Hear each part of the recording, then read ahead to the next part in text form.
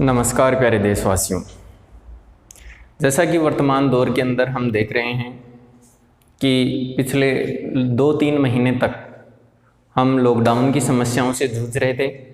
जैसे ही लॉकडाउन को अनलॉक किया गया, उसके बाद में वर्तमान केंद्र की जो मोदी सरकार है, जिन्होंने ये कहा था कि हम जब सत्ता में होंगे तो स्वर्णिम इतिहास रचा जाएगा, बिल्कुल उन्होंने सही कहा था। स्वर्णिम इतिहास पहली बार रचा गया है इस देश के अंदर, और शायद विश्व में भी, जहाँ तक मुझे मालूम है, स्वर्णिम इतिहास ही रचा है कि डीजल का जो दाम है वो आज पेट्रोल से ज़्यादा हो गया है। हम बात करेंगे यहाँ कुछ तथ्यों के साथ में। तो वो तथ्य क्या हैं कि भारत एकमात्र ऐसा देश है जहाँ पर डीजल और पेट्रोल पर लिया जाने वाला टैक्स, जनता से जो टैक्स प्राप्त होता है डीजल और पेट्रोल के माध्यम से, वो विश्व के सभी देशों में सबसे ज़्यादा भारत में कवर किया जाता है। यदि हम उस टैक्स के पैसे का सही इस्तेमाल करें तो आज हमारे पास अच्छी सड़कें हो सकती हैं, अच्छे संसाधन हो सकते हैं, अच्छे स्कूल अस्पताल हो सकते हैं, और अच्छे क्या, इतने अच्छे हो सकते हैं कि हम शायद विश्व में पहले नंबर पर स्कूल, अस्पताल और हमारा जो ट्रांसपोर्ट सिस्टम है, रोड वगैरह हैं, इनमें विश्व में पहले स्थान पर हों। अब बात करते हैं कुछ कि पेट्रोल डीजल का ये खेल किस प्रकार से चल रहा है। हम देख रहे हैं कि पिछले कुछ समय से कोरोना महामारी के कारण से अंतर्राष्ट्रीय मार्केट के अंदर, जहां से हमें कच्चा तेल प्राप्त होता है, क्रूड ऑयल जिसको बोला जाता है, वो लगातार कम हो रहा है और लगभग ये 40-42 डॉलर पर बैरल के हिसाब से मिल रहा है। एक बैरल में लगभग 159 केजी लीटर होता है। तो यदि हम पर लीटर की यदि वैल्यू निकालें इंडियन करेंसी के अंदर, तो 42 डॉलर का लगभग हो गया 3100 रुपये के। यदि आज की हम डॉलर की रेट के हिसाब से देखें तो 3100 रुपये के आसपास मिलेगा।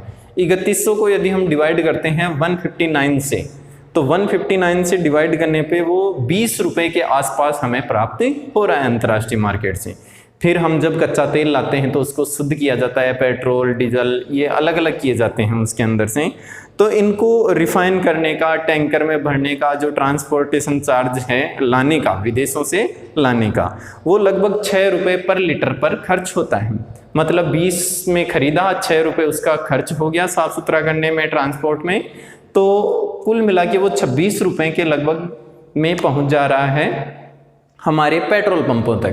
पेट्रोल पंप पे यदि आते हैं तो वहाँ पर 3 रुपये 56 पैसे के हिसाब से पेट्रोल पंप मालिक का कमीशन होता है पर लीटर में, डीजल और पेट्रोल के अंदर। तो वो हो गया 26 और 3 रुपये 56 पैसे देखे जाए तो 30 रुपये, इसको हम अराउंडली फिगर में लेके चलें तो 30 रुपये लगभग हो गया 1 लीटर में। अब सरकार उस पर वेट लेती है, एक्साइज ड्यूटी लेती हैं, रोड टैक्स लेती हैं, और अभी 2015 के लगभग में, शुरू में 2015 के शुरू में एक नया रोड सेंसर लगा दिया। रोड टैक्स तो है ही, रोड सेंसर लगा दिया। हम जब एक गाड़ी खरीदते हैं शोरूम से तो उसके अंदर सरकार हमें, जब उसके डॉक्यूमेंट कंप्लीट किए जाते हैं तो उनमें रोड टैक्स लिया जाता है। फिर उसके अंदर हम फ्यूल डलवाते हैं तो भी हमसे रोड टैक्स लिया जाता है, और सरकार ने एक कमाई का रोड सेंस और बना दिया। इस प्रकार से पेट्रोल पर 33 रुपये रोड सेंस के रूप में लिए जाते हैं, और डीजल पर 31 रुपये 83 पैसे के लगभग रोड सेंस है इस समय। यदि हम पेट्रोल की बात करें तो पेट्रोल पर जो वेट है, एक्साइज ड्यूटी है, रोड टैक्स है, रोड सेंस है, ये मिलाकर 52 रुपये कुल कंप्लीट हो जाते हैं। यानी आप सोचो कि हम उस प्रोडक्ट को खरीद कितने में रहे हैं। उस प्रोडक्ट को हम 30 रुपये लगभग में खरीद रहे हैं। खरीद तो 20 में ही रहे हैं, लेकिन जो भी खर्चा है उसका लाने ले जाने का पेट्रोल पंप मालिक के कमीशन के रूप में वो 30 रुपये का है, लेकिन हम उस पर टैक्स कितना ले रहे हैं, 52 रुपये के लगभग ले रहे हैं, या 52 रुपये से ज़्यादा भी ले रहे हैं कई स्टेट के अंदर, कई में 1-2 रुपया कम, यानी अराउंड चल रहा है 48 से लेकर 55 के बीच में। भारत एकमात्र ऐसा देश है जहाँ पर जो प्रोडक्ट है उसकी वैल्यू कम है, उस पर टैक्स की वैल्यू लगभग उसके दुगने के बराबर है। और सबसे ज़्यादा जो खेल खेला गया है पेट्रोल की बजाय डीजल के साथ खेला गया है। आज यदि हम मार्केट की बात करें तो मार्केट के अंदर जो डीजल के वाहन हैं, जो डीजल के वाहन बनाने वाली कंपनियां हैं, वो लगभग न के बराबर उत्पादन कर रही हैं। क्यों? क्योंकि उसका कारण है कि जब पेट्रोल और डीजल बराबर हो गया तो डीजल के वाहन खरीदने वालों की रुचि कम हो गई है।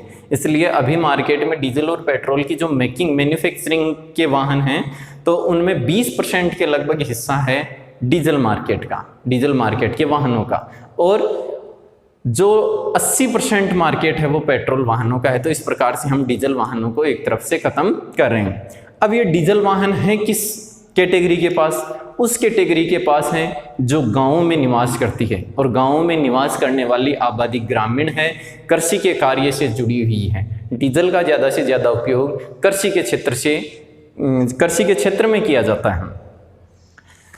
प्रधानमंत्री माननीय श्री नरेंद्र मोदी जी ने यह आह्वान किया था कि 2022 तक हम प्रत्येक किसान की आय को दुगना कर देंगे। बेशक हो सकता है ख्वाबों में देखा होगा, हकीकत इससे परे है।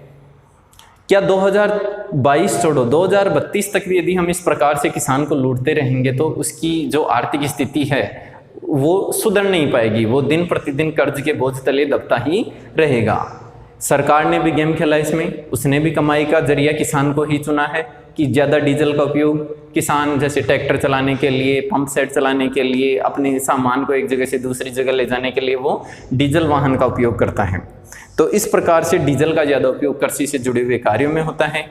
यदि डीजल की रेट बढ़ती है तो नुकसान किसका होता है? कृषि के क्षेत्र का होता है। कृषि के क्षेत्र से वही गरीब समुदाय, किसान वर्ग जो ग्रामीण एरिया में निवास करता है वो जुड़ा हुआ है।